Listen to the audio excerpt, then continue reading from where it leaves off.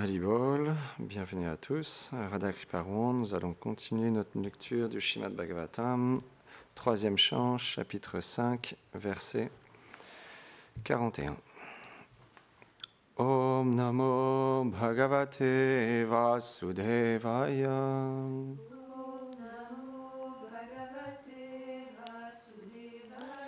Om Namo Bhagavate Vasudevaya.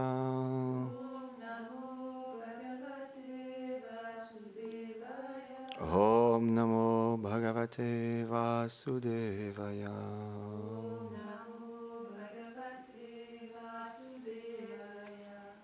La mélodie c'est Marganti yate mukapadmanitech Chanda suparne shayo vivikte Yasya gamarshodha saridvaraya Padam padam tirtha padha prapana. Traduction. Nous avons pris refuge à tes pieds de lotus qui sont un lieu de pèlerinage. Ils donnent naissance au Gange, le meilleur des fleuves qui détruit les péchés. Les sages cherchent en leur mental le refuge de tes pieds en suivant l'oiseau des Védas situé dans le nid de ta bouche de lotus. Commentaire. Selon Srila Vishwanath Chakravarti Thakur, les demi-dieux sont des êtres abandonnés aux pieds de lotus du Seigneur qui sont à eux-mêmes un saint lieu de pèlerinage que les sages recherchent. Par quels moyens les cherchent-ils? À travers la connaissance des Védas qui émanent de la bouche pareils au lotus du Seigneur. Les Védas sont comparés à des oiseaux perchés dans le nid de sa bouche. Ces sages adorent le Seigneur et l'atteignent après avoir compris la conclusion des Védas, qui naît de sa bouche et qui est confirmée par lui. Ceci est le premier moyen par lequel ils l'atteignent. Le second est qu'ils s'abandonnent à ses pieds, qui sont la source du meilleur des fleuves sacrés. Le Gange, dans l'eau, détruit tous les conséquences des actes impies, ce qui signifie qu'en adorant le Gange, ils atteignent ses pieds pareils au lotus.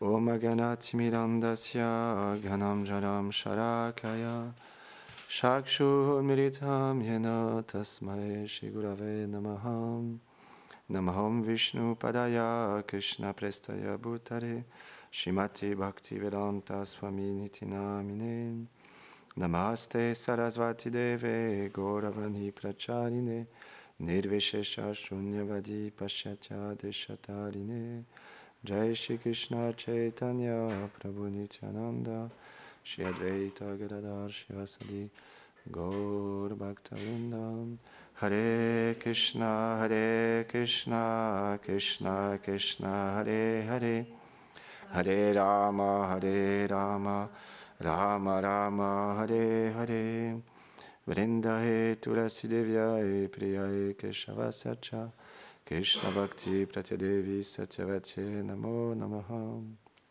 Vanchakarpatarubhyacha Kripasindubhyahevacha Patitanam Pavanebhyo Vaishnavebhyo Namo Namaha.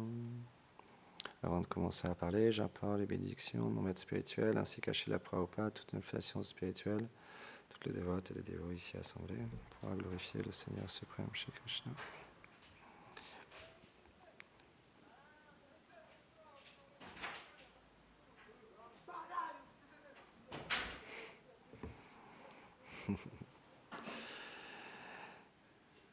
Quand je lisais le verset, je me disais, en fait, les rappeurs, ils n'ont rien inventé. Les rimes et les phrases qui ont plein de sens cachés, ça vient des Vaishnavas, ça vient des demi-dieux, du Seigneur suprême. Et les Vaishnavas eux-mêmes, ils écrivent d'une tellement belle manière que ça pourrait donner des très belles chansons. Et là, ici, il est question des Védas, les textes sacrés de l'Inde. Donc, par exemple, le Srimad Bhagavatam, qui est le fruit mûr des Védas, quand Vyasadeva a compilé différents textes sacrés qui parlent de tellement de sujets différents. À la fin, quand Narada Muni est arrivé, il l'a approché, il lui a dit « Alors, est-ce que tu es satisfait? Est-ce que tu n'as pas vu que finalement tu as égaré tous les êtres ?» Parce qu'il avait compilé les Védas, mais il n'avait pas encore énoncé le Srimad Bhagavatam, qui est l'essence même des Védas. Et son maître spirituel, Narada Muni, lui a demandé d'écrire le Srimad Bhagavatam, qui relate directement le pur service de dévotion, qui permet aux êtres de complètement se libérer. Parce que, certes, c'est important de comprendre le karma, le gyan, la libération, mais ce n'est pas aussi essentiel que le service de dévotion. Parce que le service de dévotion, il permet à l'être de complètement éveiller sa nature éternelle. Et pour pouvoir être heureux, pour pouvoir trouver le bonheur dans ce monde, c'est le seul moyen véritable qui nous permet de trouver une félicité, une joie intérieure. Et c'est pour ça que l'écoute des gloires du Seigneur suprême à travers le Srimad Bhagavatam est tellement importante. On peut voir le Seigneur lui-même quand il est venu il y a à peu près 500 années en tant que Sri Chaitanya Mahaprabhu. Il a demandé à Gadadhar de lui réciter le Srimad Bhagavatam. Et spécialement quand il arrivait au divertissement de Dhruva Maharaj et Prahlad Maharaj, une fois que Gadadhar avait terminé de narrer ses divertissements, Sri Chaitanya Mahaprabhu lui demandait encore et encore, comme ça. Il voulait entendre encore et encore et encore ce même divertissement. Donc ça montre l'importance d'écouter quotidiennement les gloires du Srimad Bhagavatam, parce que même si on parle et on entend les mêmes sujets encore et encore et encore, et c'est pas toujours évident, parce que le mental a besoin de découvrir des nouvelles choses. Le mental a besoin d'apprendre des nouvelles choses, de faire des nouvelles choses, c'est comme ça. On est dans ce monde et notre corps a des limites, notre mental a un conditionnement. Alors pour chacun d'entre nous, c'est un conditionnement bien différent, mais de manière générale, on aime bien la nouveauté. Nouveaux vêtements, nouvelle voiture, nouveau téléphone, nouvelle nourriture,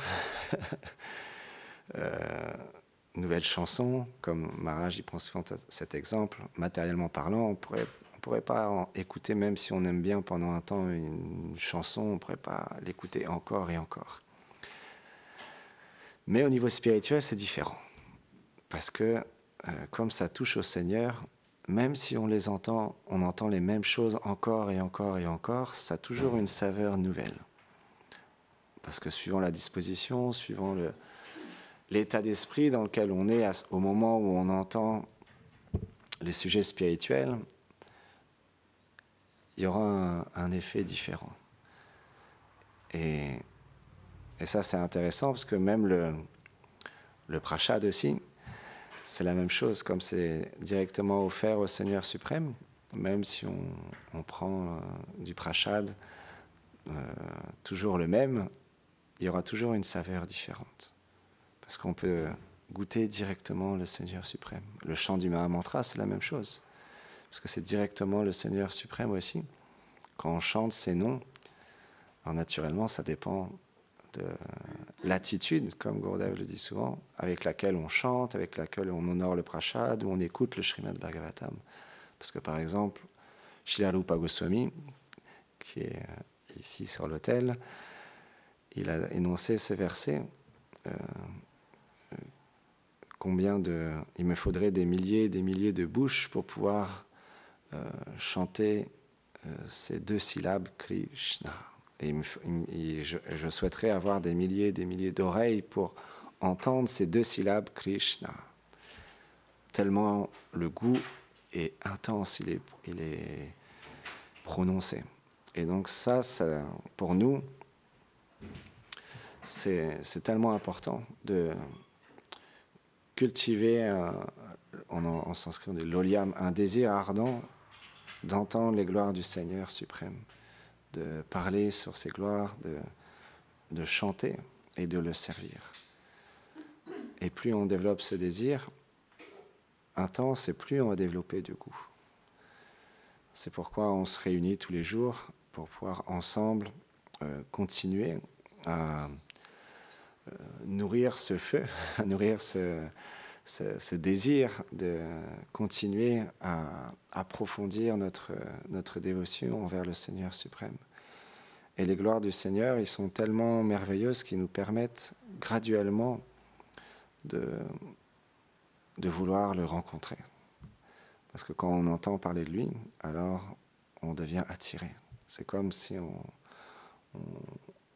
on entend parler d'un pays extraordinaire avec des belles plages, un océan avec une eau turquoise qui est jamais trop fraîche, jamais trop chaude non plus, à bonne température. Il y a des fruits à volonté et c'est un endroit vraiment extraordinaire. Alors on entend parler et là il y a le désir qui vient. Ah, j'aimerais aller dans ce lieu. Et avant d'y aller, on se renseigne. On fait des recherches. Alors, quel habit je dois mettre pour y aller? Est-ce que je dois me faire vacciner avec tel ou tel vaccin? Est-ce que je dois prendre du spray anti-moustique ou pas? On se renseigne, on s'équipe. Et ensuite, on achète le ticket. Et après, l'avion nous amène dans ce lieu. Et là, on peut faire l'expérience. C'est la même chose avec le service de dévotion. On entend parler, le désir se manifeste, vient de notre cœur de découvrir cette personne qu'on appelle Krishna, que Srila Rupa Goswami a énoncé ce verset, qu'en chantant son nom, alors petit à petit on désire avoir des milliers d'oreilles et des milliers de bouches pour pouvoir chanter et écouter ses gloires. Et ensuite, quand on entend parler graduellement, un désir de vouloir atteindre cette demeure se manifeste dans le cœur à travers l'association des Vaishnavas. Et quand ce désir devient de plus en plus fort, naturellement, on désire faire des choses, des activités spirituelles qui nous permettent de pouvoir rencontrer cette personne qu'on appelle Krishna et aller dans son monde. Donc ça vient à travers l'écoute et à travers le désir, l'olyam. Et pour cultiver ce désir-là, il n'y a pas de moyen plus facile que Sadhu Sangha, l'association avec les saints Vaishnavas. Spécialement, comme Krishna il dit dans la Bhagavad Gita, celui qui m'a vu. Parce que celui qui m'a vu, il connaît l'essence des Védas, et il me connaît personnellement. Et quand il parle, il y a une puissance spéciale. Quand on entend parler un Vaishnava qui a lui-même fait l'expérience et qui continue à faire l'expérience de Krishna, il donne dans le cœur le désir d'avoir aussi cette expérience. Mais un Vaishnava qui n'a pas encore fait cette expérience, quand il parle, il y a une puissance. Elle n'est pas aussi puissante et aussi... elle ne touche pas autant le cœur des personnes. On peut voir Srila Prabhupada, qui est vraiment un être exceptionnel, quand il voyageait à travers le monde, il touchait le cœur des êtres. Comment? En parlant sur Krishna. Et bien qu'il expliquait la philosophie avec différents angles de vue, mais il parlait toujours de la même philosophie. C'était toujours frais, toujours nouveau et toujours attirant, parce qu'il a une telle proximité avec Krishna, Radha et Krishna, qu'il pouvait toucher le cœur des êtres. Et il continue à toucher le cœur des êtres, parce que Srila Prabhupada est toujours présent. Si on le prie, on l'adore, on le sert, on peut faire l'expérience de Srila Prabhupada. C'est juste une question d'une foi. La foi, c'est quelque chose de très mystique. Bien que les personnes soient plus physiquement présentes, à travers le service, à travers l'écoute de leur gloire et le fait de s'absorber à travers le chant et de se souvenir de leur personnalité, alors on peut faire l'expérience de la rencontre avec ces personnes. C'est comme quand on chante les chants des Vaishnavas, ils ont mis leur cœur dans ces chants. Quand on chante ces chants, alors on se connecte à leur cœur. Et Shri Chaitanya Mahaprabhu, il a investi toute sa puissance dans le nom de Krishna. Il explique toute la puissance, elle a été infusée dans les saints noms du Seigneur suprême. C'est pourquoi on chante ce Mahamantra. Et les gens parfois nous demandent, mais pourquoi vous chantez toujours ce même mantra? Il y en a plein d'autres. Mais c'est une question d'expérience. Quand on chante ce mantra et on voit l'effet que ça apporte dans notre vie, on découvre toujours des nouvelles saveurs à chanter ces mantras, alors on ne peut pas s'arrêter, comme Srila Rupa Goswami l'a expliqué dans ce verset. Et il dit, je n'ai pas de mots qui peut expliquer l'expérience que je fais quand je chante ces deux mots, ces deux syllabes Krishna. Il peut même pas émettre des mots qui expliquent l'expérience qu'il fait à chanter ce nom, juste Krishna. Donc c'est ça le but du Srimad Bhagavatam, c'est de nous permettre de découvrir Krishna, de découvrir son monde, ses associés, d'être attiré par lui et de pouvoir s'absorber à travers le chant dans ce divertissement. Hier, je lisais dans le Srimad Bhagavatam, 10e chant, c'était vraiment incroyable.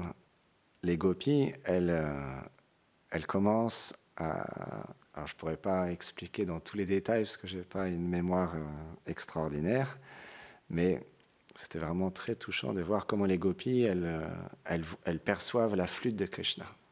Parce que Krishna, il joue toujours de la flûte. Et elles disent, mais qu'est-ce qu'elle a bien pu faire, cette flûte, pour être autant en contact avec les douces lèvres pareilles au lotus de notre cher Krishna. Alors c'est très romantique, c'est très, très, très beau, très élevé en même temps, mais ça montre la douceur de Vraj. Parce que cette flûte, elle est tout le temps en contact des lèvres de Krishna.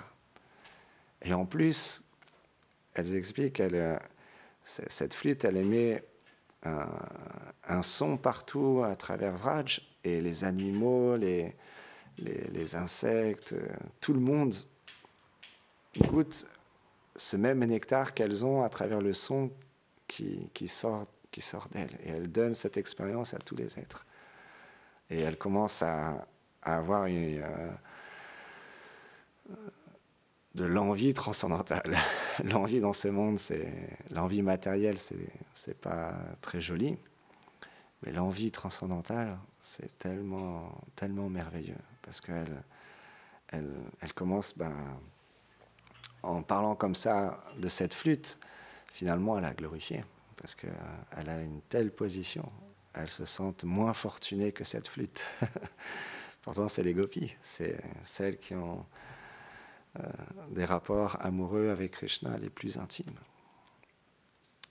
Et elles parlent comme ça de la flûte de Krishna. Et ça montre vraiment la douceur de Vraj. Il y a tellement, tellement de sentiments. C'est inconcevable. Les sentiments des habitants de Vraj, que ce soit Nanda Maharaj, Maya Yashoda, les pâtres, les gopis, les vaches, tous, ils ont des sentiments illimités pour Krishna. Je me rappellerai toujours, Gurudev, un jour, il expliquait dans une conférence si on pouvait juste un instant percevoir le sentiment qu'ont un bourdon et un brin d'herbe à Vraj qui se rencontrent, qui s'étreignent et qui apprécient l'amour mutuel qu'ils ont l'un pour l'autre pour Krishna. Et on pourrait juste complètement s'absorber dans cet amour, ça pour l'éternité. Un bourdon et un brin d'herbe à Vraj. Donc c'est vraiment l'endroit qu'on est fait pour vivre pour l'éternité. Dans ce monde, c'est juste une bataille pour l'existence. Comme on expliquait hier, les trois formes de souffrance, on est tout le temps ballotté par les souffrances corporelles, mentales, les autres qui nous causent des torts et les intempéries. Hier, après la conférence, après la classe, je marchais pour aller au bus et il pleuvait. Je me dis, il va pleuvoir encore toute la journée aujourd'hui, c'est difficile parce que notre corps, notre mental, il n'est pas fait pour apprécier la pluie. Et puis je commence à marcher avec mon caddie, avec le Srimad Bhagavatam. Et là, je vois des vers de terre qui sont partout. Il pleut. Donc eux, les vers de terre, quand il pleut, ils sont en extase. Je voyais des vers de terre, ils avançaient tranquillement sous la pluie. Ils sortaient de leur endroit et ils profitaient de la pluie. Je me rappelais aussi, du coup, quand il y en avait partout. Je me disais ça, eux, ils ont un corps, leur corps leur fait apprécier la pluie. Moi, mon corps, il ne me fait pas apprécier la pluie. C'est juste des conditionnements. Ce n'est pas notre réalité. Du coup, je me rappelais, quand j'étais petit, j'habitais dans le sud de la France, et justement, quand il pleuvait beaucoup comme ça, le lendemain, je savais qu'il y avait plein d'escargots partout. J'aimais bien voir les escargots et trouver des gros escargots. Et puis, quand on est enfant, on fait plein de trucs un peu bizarres. Je récolte... J'ai toujours été végétarien. Hein. Je récoltais pas les escargots pour les manger, mais je m'amusais à trouver le plus possible d'escargots, les mettre dans un seau et après les relâcher. Quand on est enfant, on fait plein de trucs bizarres. Et puis il y en avait partout. Du coup, j'avais pas assez d'un seau. Il y en avait tellement. C'est ça, les escargots, c'est pareil. Quand il pleut, ils sont en extase. Donc quand on est dans un corps d'être humain, la pluie, c'est pas agréable. On était avec Ashecha mardi à Caen. Il a plu toute la journée, avec quelques instants d'éclaircie. On était comme ça dans la rue, en train de partager le Srimad Bhagavatam. Et dès qu'il pleuvait, il pleut. C'est difficile. Du coup, on allait s'abriter sous les abris de bus, de tram, pardon, pour continuer à essayer tant bien que mal de partager nos livres. Alors, heureusement, Krishna nous a donné l'intelligence de les plastifier, de demander à chaque fois, quand on commande 10 000 Srimad Bhagavatam ou 10 000 Bhagavad Gita, on demande à Gopal, qui est en charge de faire ce beau service, de commander ces livres spirituels. On lui dit, vérifie 1 fois, 2 fois, 3 fois, 4 fois, 5 fois, vérifie bien qu'ils soient bien emballés, plastifiés individuellement. Pourquoi ? Parce que quand il pleut, un livre, c'est pareil, ça n'aime pas la pluie. Si jamais il y a quelques gouttes qui vont sur le livre est foutu. Et donc c'est important pour nous qu'il soit bien plastifié, parce que comme ça, même quand il pleut, on peut continuer. Alors, c'est plus difficile, mais voilà, c'est un service qui est tellement, tellement important justement pour toucher le cœur de Srila Prabhupada, Srila Bhaktisiddhanta Sarasvati Thakur Prabhupada, notre maître spirituel ici présent, Bhakti Damodar Maharaj, qui passe tellement d'heures et tellement, Srila Prabhupada, il passait tellement d'heures à écrire ses livres pour qu'ils soient partagés. Et il a demandé justement qu'on partage cette connaissance Et Gourdev aussi passe tellement de temps à écrire, il continue à passer tellement de temps à écrire des merveilleux livres. Donc c'est pourquoi c'est un des services importants, il y en a beaucoup d'autres, chaque service est important, et chaque dévot apprécie tel ou tel service, a aussi une nature pour faire tel ou tel service. Quand on a une nature pour faire un service, c'est normal que le maître spirituel l'engage. Personnellement, hier, pour moi, c'était une journée exceptionnelle. J'étais à Saint-Lazare, tout seul, enfin tout seul, avec tous les Vaishnavas, notre filiation spirituelle, avec leur instruction, et avec Krishna, avec le Srimad Bhagavatam dans la rue, en train de partager aux gens. Et avant de commencer la journée, j'étais dans le métro, je me disais, oh là là, où je vais bien pouvoir aller? Krishna, s'il te plaît, inspire-moi, parce que là, il y a plein de quartiers à Paris, mais la semaine dernière, j'ai essayé un nouveau quartier, je suis allé près de la Tour Eiffel, dans un quartier un peu plus loin. Alors, je ne sais plus exactement quel quartier c'est. Je me suis dit, je vais aller dans ce quartier-là. On y a été avec Ashecha il y a quelques temps, je voudrais réessayer. Et je suis arrivé dans ce quartier-là, et c'était très difficile. Chaque personne que je rencontrais, elle m'envoyait balader. Il a commencé à pleuvoir. Après, je me disais, ah, il pleut, mince, qu'est-ce que je fais? Est-ce que je pars? Je dis, mais quand même, je suis ici, il faut que j'essaye un petit peu plus. J'essaye encore un peu. Et puis, je me suis rappelé Bhavani Gopi. Je me suis dit, ah, Bhavani Gopi, elle va dans un quartier, elle reste au même endroit. Et elle ne bouge pas, et elle fait 40 livres. Je me suis dit à l'intérieur de moi, oh, comment elle fait? Il faut que j'essaye quand même. Et j'essayais. Rien à faire. Oh, ça bloquait partout. Les gens, ils m'envoyaient balader de plus en plus. Je me suis dit, oh, c'est trop dur. Bon, mon mental, il n'y arrive plus. Je change de quartier. Et là, je retourne à Châtelet-Les-Halles, mon quartier habituel. Et j'arrive à Châtelet-Les-Halles, et je continue à partager le Bhagavatam. Et là, waouh, c'est pareil, c'est encore plus dur. Il était 2h30, j'avais partagé 15 livres. Je me dis, waouh, là, ça va être une journée très difficile. Krishna, aide-moi. Et je continue, et puis là, je me dis, ah, il y a une petite voix intérieure qui me dit, va à Nanterre. Les étudiants, ils sont très sympas. J'arrive à Nanterre, et là, effectivement, tout de suite, un étudiant, il fera un livre, un autre, il fera un livre, et puis hop, c'est reparti. Et là, à la fin du jour, je fais, ouf, ah, Krishna, t'es tellement gentil, tu m'as sauvé. Et donc là, je me suis dit, hier, dans quel quartier je vais bien pouvoir aller? Krishna, s'il te plaît, aide-moi. Et j'ai prié intensément dans le métro, inspire-moi.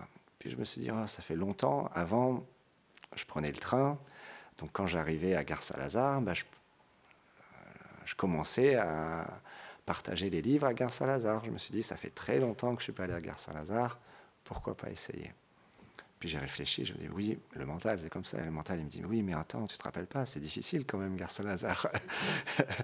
Et après, il y a le contre-mental qui dit, oui, mais rappelle-toi, il y avait quand même des étudiants. Il y avait quand même des endroits un peu sympas. Et puis en plus, s'il pleut, tu peux t'abriter, on ne sait jamais. Rappelle-toi, quand il pleut, c'est pas facile. Et comme ça, le mental, c'est le... il dit oui, mais non, mais oui, mais non. Et en même temps, il dit oui, mais tu peux pas faire tout le temps que les étudiants. Autour des facs, là, ça fait longtemps que tu fais ça, il faut que tu changes. Je dis ok, c'est vrai. Bon, allez, je vais à Gare Saint-Lazare. Et là, j'arrive à Gare Saint-Lazare et je commence ma journée. Et je commence petit à petit. Et Krishna est tellement... C'est tellement spécial, parce que parfois dans ce service, alors ceux qui font ce service, ils comprennent plus, mais même si on ne le fait pas, on peut comprendre comment Krishna, il agit des fois dans notre vie, que ce soit à travers la cuisine, à travers la peinture. Parfois on est là, on peut être sur un tableau, et puis il n'y a pas d'inspiration, on ne trouve pas l'inspiration, je sais pas, ça peut bloquer. On peut se dire, oh, Krishna, là, je ne sais pas quelle couleur je dois choisir, comment je dois faire, etc. Et puis un jour, il y a une inspiration spéciale. Et puis là, toute la journée, waouh, c'est une inspiration incroyable. Et puis on avance tellement vite, on est tellement inspiré. À la fin de journée, on est là, ah, Krishna, tu es tellement miséricordieux. Et donc hier, c'est ce qui s'est passé. J'ai fait ma journée, et puis ça commence petit à petit.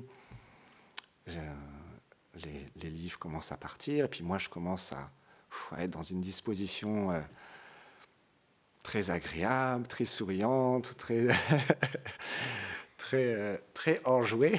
Et les gens le ressentent. Il y a même une personne, à un moment donné, il a dit « Waouh, mais je suis tellement appréciatif,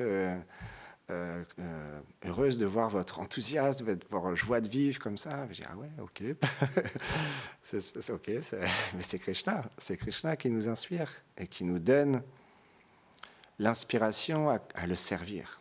Parce que quand on est dans la rue, ben, parfois c'est difficile et parfois, c'est comme hier, c'est spécial. Ça coule, comme on dit, en langage sankirtan. Ça coule. On ne sait pas ce qui se passe. C'est un endroit qui est habituellement, c'est très passionné. Saint-Lazare, c'est très passionné. Mais là, les gens, ils s'arrêtent. On leur dit bonjour. Oui, ils courent vers nous, ils traversent la rue et ils viennent vers nous. Ils font oui, bonjour monsieur, qu'est-ce que vous voulez? Vous voulez un renseignement? Non, en fait, non, je ne veux pas un renseignement. Et hop, on lui met le livre dans les mains. On lui dit voilà, je suis un moine, je voyage en Inde. On a un temple, un monastère en Inde, comme ça. C'est des livres sacrés de l'Inde qui parlent de l'hindouisme, les histoires des sages, des rois de l'Inde. C'est un livre spirituel incroyable. Et voilà, c'est pour vous, achetez-le. Oui, oui, bien sûr. Combien ça coûte? Vous donnez ce que vous voulez.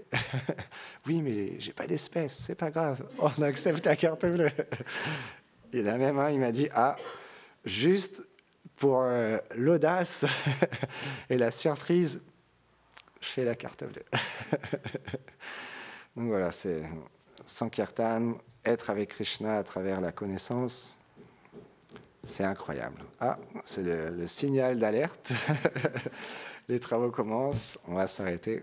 Go Premanande, Shrimad Bhagavatam ki jai. Go Premanande. Ah ben là, il était synchro.